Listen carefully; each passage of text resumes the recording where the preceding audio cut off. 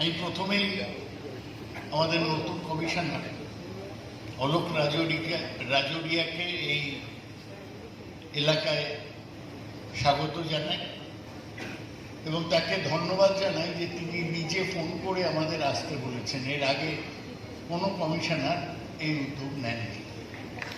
এই মিটিংটা সফল করার জন্যে উনি এত যে লোক হয়েছে তার জন্যে ওর কৃতিত্ব। দ্বিতীয়, মাননীয় মুখ্যমন্ত্রী মমতা ব্যানার্জিকে ধন্যবাদ জানাই। তিনি দুর্গাপুজোকে একটা অন্য স্তরে নিয়ে গিয়েছে।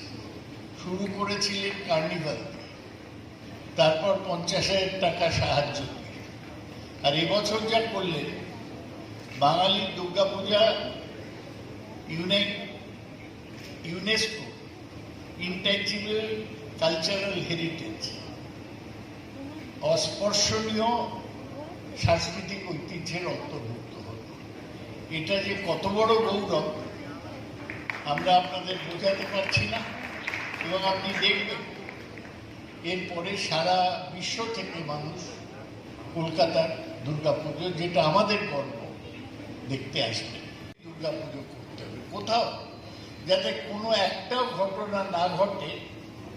তার কারণ সবাই তো আমাদের ভালোবাসে না একটা ঘটনা ঘটলেই সেটাকে বড় করে দেখাবে। আমরা ইনসিডেন্ট ফ্রি দুর্গাপুজো চাই।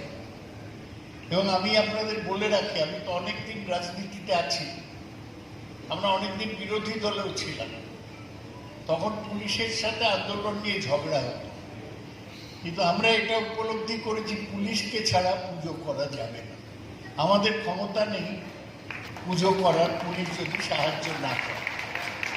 এই পুলিশ সময় রাত 3টে ওদের স্ট্যান্ড ডাউন হয়।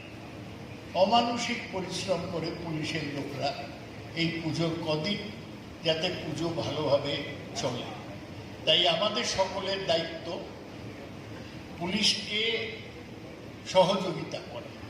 এবং পুলিশ যেটা সৌগতদেব বললেন, যা নিয়ম বলেছে সেইগুলো মেনে চলে।